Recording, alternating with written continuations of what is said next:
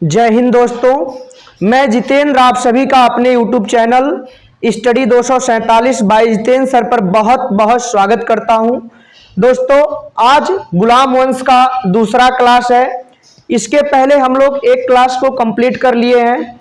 गुलाम वंश की स्थापना कुतुबुद्दीन ऐबक के द्वारा किया गया था, जो मोहम्मद गौरी का विश्वास पात्र गुलाम था। 1206 ईस्वी में गुलाम वंश की स्थापना किया था और 4 वर्षों तक शासन करता है। दोस्तों, 1210 ईस्वी में लाहौर में चौगान या पोलो खेलते समय घोड़े से गिरकर उसकी मृत्यु हो गई थी। उसके बाद उसका जो अगला उत्तराधिकारी होता है उसका नाम है दोस्तों आराम शाह।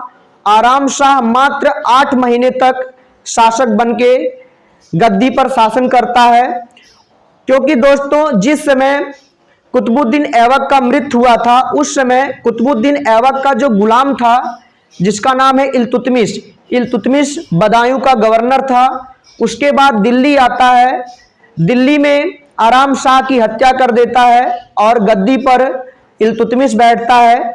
इल्तुतमिश का टाइमिंग है 1211 से लेकर के 1236 ईस्वी। 1236 ईस्वी में इल्तुतमिश का मृत्यु हो जाता है। उसके बाद इल्तुतमिश का जो सबसे बड़ा पुत्र रहता है जिसका नाम रहता है रुकनुद्दीन फिरोज। रुकनुद्दीन फिरोज अपने माता शाह तुर्कान बेगम के सहयोग से दिल्ली के गद्दी पर बैठता है, लेकिन अयोग्य होने के नाते उसको गद्दी से हटा दिया जाता है। उसके बाद दोस्तों इल्तुतमिश की पुत्री रजिया सुल्तान गद्दी पर बैठती है और 1236 से लेकर के 1240 ईस्वी तक शासन करती है। प्रथम और अंतिम मुस्लिम महिला रजिया सुल्तान थी। दोस्तों, रजिया सुल्तान पर्दा प्रथा का त्याग करके पुरुषों की तरह शासन करना प्रारंभ की थी। तो दोस्तों कई बार एग्जाम में पूछा जा चुका है कि प्रथम और अंतिम मुस्लिम महिला शासिका कौन थी, तो आंसर हो जाएगा रजिया सुल्तान। प्रथम और अंतिम मुस्लिम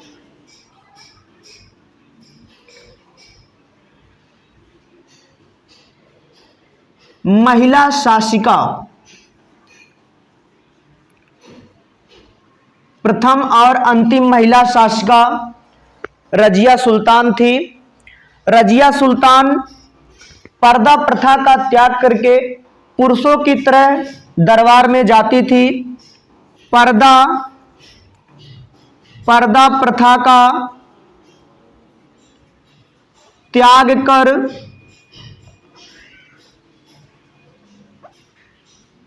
दरबार में जाती थी। दोस्तों, रजिया सुल्तान इल्तुतमिश की पुत्री थी और इल्तुतमिश का एक नौकर था जिसका नाम था अल्तुनिया। अल्तुनिया से बहुत ज्यादा प्रेम करती थी रजिया सुल्तान। रजिया सुल्तान अल्तुनिया से विवाह कर लेती है और दोस्तों शासन करना प्रारंभ करती है। तो अगर एग्जाम में क्वेश्चन पूछा गया कि रजिया सुल्तान के पति का क्या नाम था, तो उसका आंसर हो जाएगा अल्तुनिया। पति का नाम था अल्तुनिया। अल्तुनिया से विवाह की थी। 1240 ईस्वी में कैथल के निकट डाकुओं के द्वारा रजिया सुल्तान का हत्या कर दिया गया था। 1240 ईस्वी में कैथल के निकट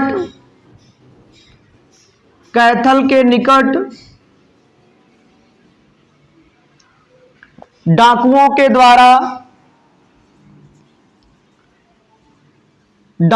के द्वारा रजिया सुल्तान की हत्या कर दी गई थी। रजिया सुल्तान के मृत्यु के बाद रजिया सुल्तान का अगला उत्तराधिकारी मुइजुद्दीन बहराम शाह बना। मुइजुद्दीन बहराम शाह इल्तुतमिश का पुत्र था।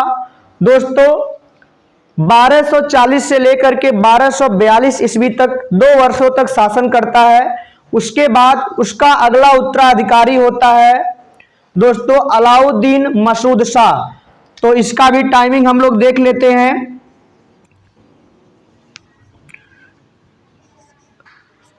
मुइजुद्दीन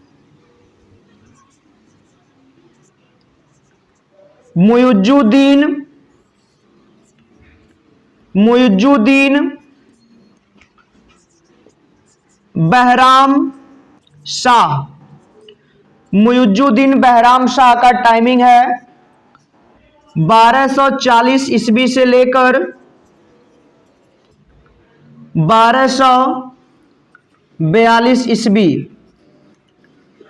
मुइजुद्दीन बहराम शाह का उत्तराधिकारी अलाउद्दीन मसूद शाह होता है। अलाउद्दीन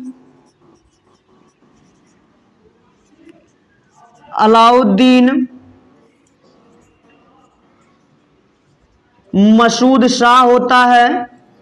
अलाउद्दीन मसूद शाह का टाइमिंग है 1242 ईस्वी से लेकर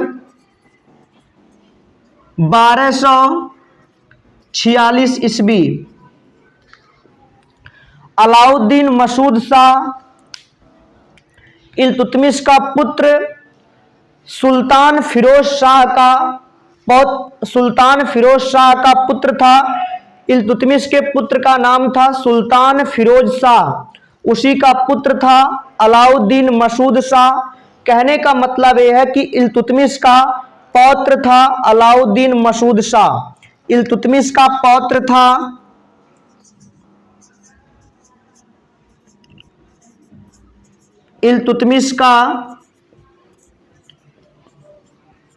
पौत्र था अलाउद्दीन मसूद शाह। गयासुद्दीन बलवन इल्तुतमिश का गुलाम था। गयासुद्दीन बलवन के द्वारा अलाउद्दीन मसूद शाह को गद्दी से हटा दिया जाता है और नसरुद्दीन महमूद को गद्दी पर बैठाया जाता है।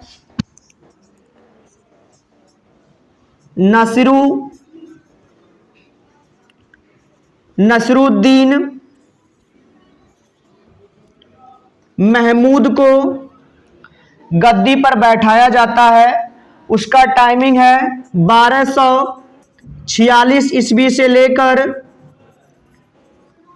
1265 ईस्वी। नसरुद्दीन महमूद टोपी सिलकर अपना जीवन यापन करता था। टोपी सिलकर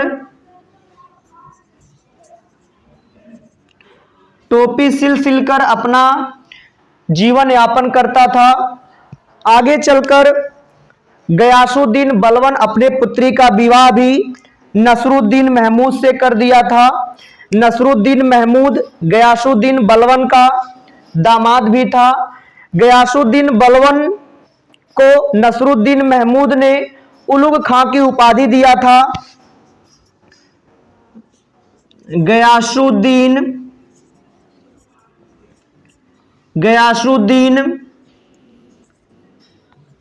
बलवन को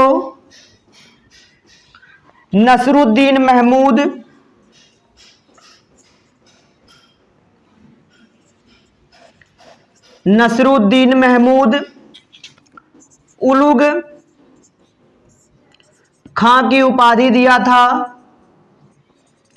क्योंकि दोस्तों गयासुद्दीन बलवन उल्लू की तरह हमेशा ताकता था। इसीलिए गयासुद्दीन बलवन को नसरुद्दीन महमूद उलुग खां की उपाधि दिया था। उसके बाद 1265 ईस्वी में नसरुद्दीन महमूद का मृत्यु हो जाता है और गद्दी पर बैठता है गयासुद्दीन बलवन। गयासुद्दीन बलवन का वास्तविक नाम बहाउद्दीन था, लेकिन गयासुद्दीन बलवन के नाम से गद्दी पर बैठता है। गयासुद्दीन बलवन का टाइमिंग है 1265 से लेकर के 1287 ईस्वी। तो गयासुद्दीन बलवन को हम लोग देखते हैं।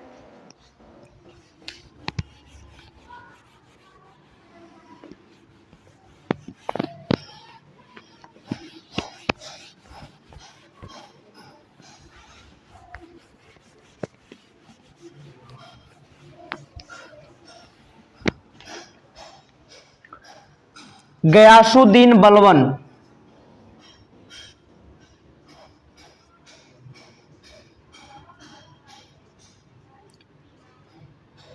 गयासुद्दीन बलबन। गयासुद्दीन बलबन का टाइमिंग है 1265 ईस्वी से लेकर 1287 ईस्वी।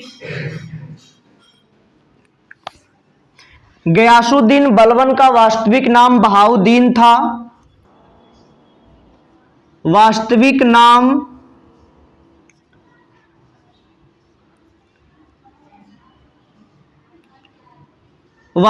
नाम बहाउद्दीन था, लेकिन दोस्तों गयासुद्दीन बलबन के नाम से गद्दी पर बैठा था। गयासुद्दीन बलबन के द्वारा सबसे पहले जो इल्तुतमिश के द्वारा तुर्कान ए चिहलगानी का गठन किया गया था, उसका विनाश किया गया था। तो दोस्तों गयासुद्दीन बलबन के द्वारा तुर्कान ए चिहलगानी का विनाश किया गया था। तुर्कान ए चिहलगानी। तुर्कान ए चिहलगानी 40 सरदारों का समूह हुआ करता था। तो तुर्कान ए चिहलगानी का विनाश बलबन के द्वारा किया गया था। गयासुद्दीन बलबन के समय में मंगोलों का कई आक्रमण हुआ। दिल्ली को मंगोलों के आक्रमण से बचाने में सफल रहा गयासुद्दीन बलबन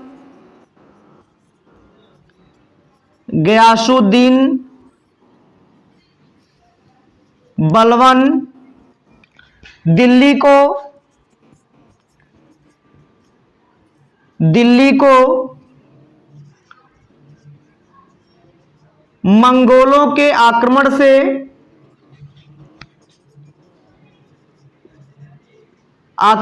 बचाने में सफल रहा। दोस्तों गयासुद्दीन बलबन अपने विरोधियों के प्रति, अपने प्रतिद्वंदियों के प्रति रक्त और लौह की नीति अपनाया था। रक्त और लौह की नीति का मतलब है खून के बदले खून। दोस्तों गयासुद्दीन बलबन अपने विरोधियों के प्रति,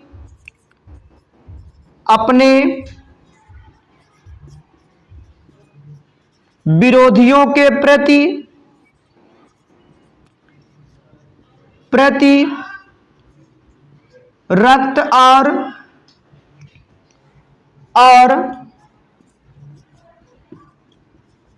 लौह की नीति अपनाया था। रक्त और लौह की नीति अपनाया था। रक्त और लौह का मतलब होता है खून के बदले खून। खून के बदले खून। खून के बदले खून, इसको भी याद रखिएगा दोस्तों। गयासुद्दीन बलबन के द्वारा फारसी रीति रिवाज पर आधारित नौरोज त्योहार की शुरुआत की गई थी। गयासुद्दीन बलबन के द्वारा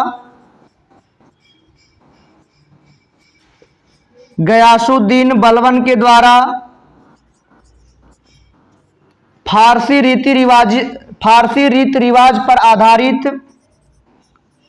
फारसी रीति रिवाज पर आधारित नौरोज त्योहार की शुरुआत की गई थी। दोस्तों गयासुद्दीन बलबन अपने दरबार में सिजदा और पैबोस प्रथा का शुरुआत किया था। सिजदा का मतलब होता है घुटनों के बल पर बैठकर सिर झुकाना, और पैबोस का मतलब ये होता है कि पेट के बल पर लेटकर राजा के पैर को चूमना। दोस्तों गयासुद्दीन बलबन सिजदा और पैबोस प्रथा की शुरुआत किया था। सिजदा और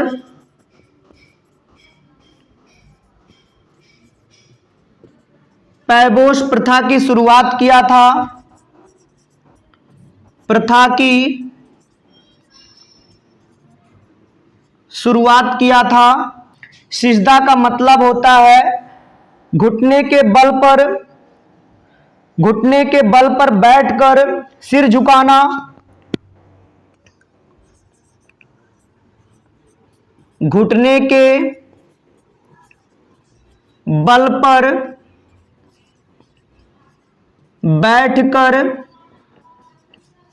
सिर झुकाना।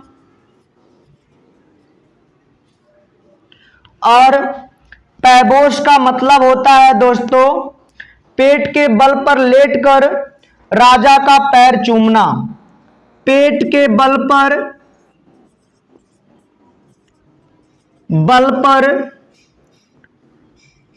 लेटकर पैर चूमना। पेट के बल पर बैठकर, पेट के बल पर लेटकर पैर चूमना। दोस्तों गयासुद्दीन बलबन इल्बरी तुर्क था। गयासुद्दीन बलबन इल्बरी तुर्क था। इल्बरी तुर्क था। गयासुद्दीन बलबन के दरबार में फारसी के प्रसिद्ध कवि अमीर खुसरो और अमीर हसन रहते थे। आगे देखते हैं हम लोग।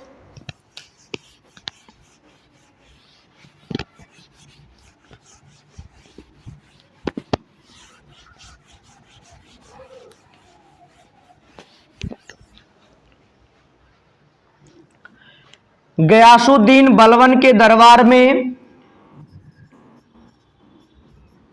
फारसी के प्रसिद्ध कवि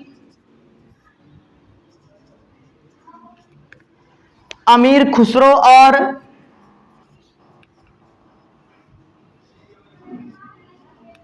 अमीर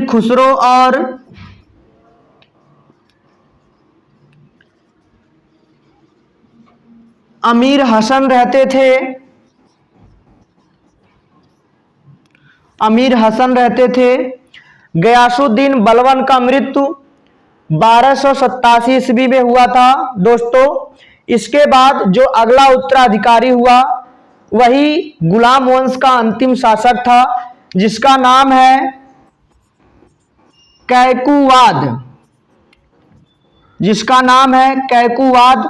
कैकुवाद गुलाम वंश का अंतिम शासक था।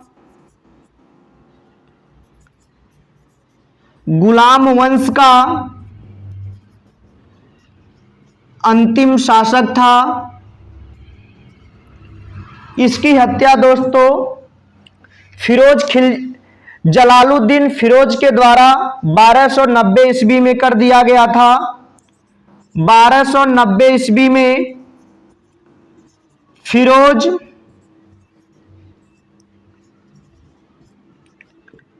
फिरोज खिलजी के द्वारा, जलालुद्दीन फिरोज के द्वारा